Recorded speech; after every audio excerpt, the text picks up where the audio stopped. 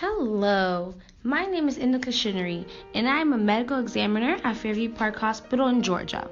And I'll be telling you about how I got to where I am today. I'm looking forward to telling you all about my pathway, so let's get this started. Personally, I love my job. I never get bored and my coworkers are funny and help me whenever I need it. Everything so far has paid off for me and I'm living quite well. But without being able to manage my time, learn how to deal with my responsibilities, and keep myself organized, I would not be where I am today. Let's start around 19 years ago. In middle school, I got a certificate for completing the AVID program, which was a course that helped me with my other core classes, learn time management, and made sure I was doing what I was supposed to do to be able to do well in my near future.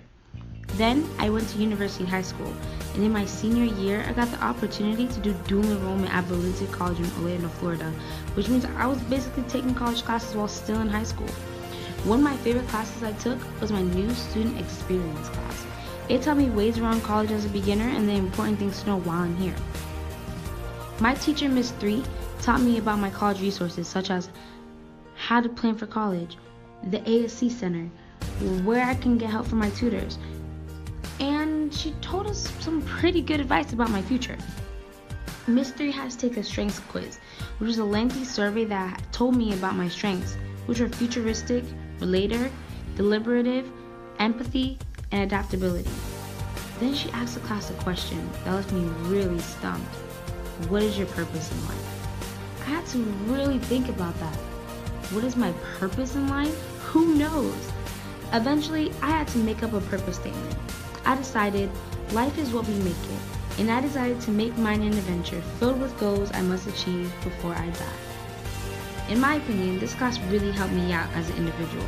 I got better at focusing on my priorities, speaking in front of people, and team building, even though I hated working in groups.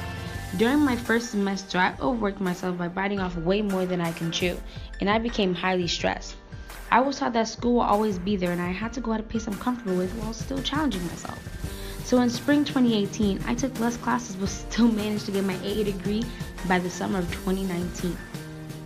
I do want to thank my SLS teacher for showing me the open road guide to success, not only with my education but with my personal life.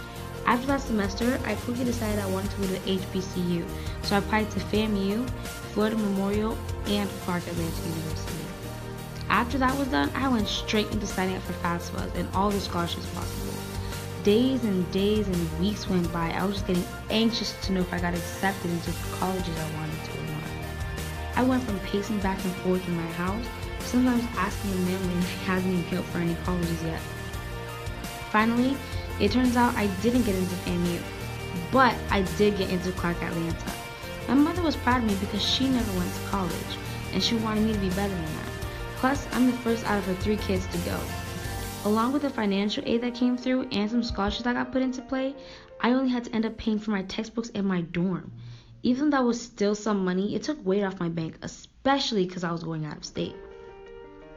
Once I got there, I was enrolled in the Department of Arts and Sciences, and throughout my freshman year, I was looking for some internships. I eventually got one at Emory University Hospital, which was convenient for me because it was only 11 minutes away from my dorm. After my freshman year at CAU, the hospital decided to pay for the rest of my years there. So after 4 years, I finally got my bachelor's degree in nursing. Then I spent around 9 more years in school. I got my doctorate in medicine degree after 4 years of medical school. Then I completed 4 years of residency for my anatomic pathology. Then lastly, I did a forensic pathology fellowship, which only took about a year. After that, I wanted to take a break, but I had this motivation in me to finish what I started. I was right there. I had to take a national certification exam, and I passed it on my first try. I was so thrilled that this long-awaited journey was almost complete, so I can start living my dream life while doing my dream job. All my hard work is finally paying off. I've been looking forward to the day I get to perform an autopsy on an individual. I quickly applied to Fairview Hospital, and within 2 weeks, I got an interview, and they had me perform a practice autopsy on someone, and I was so nervous. Not because I was making the autopsy, but because some people were looking straight in my face and silently judging me. But guess what? I got the job.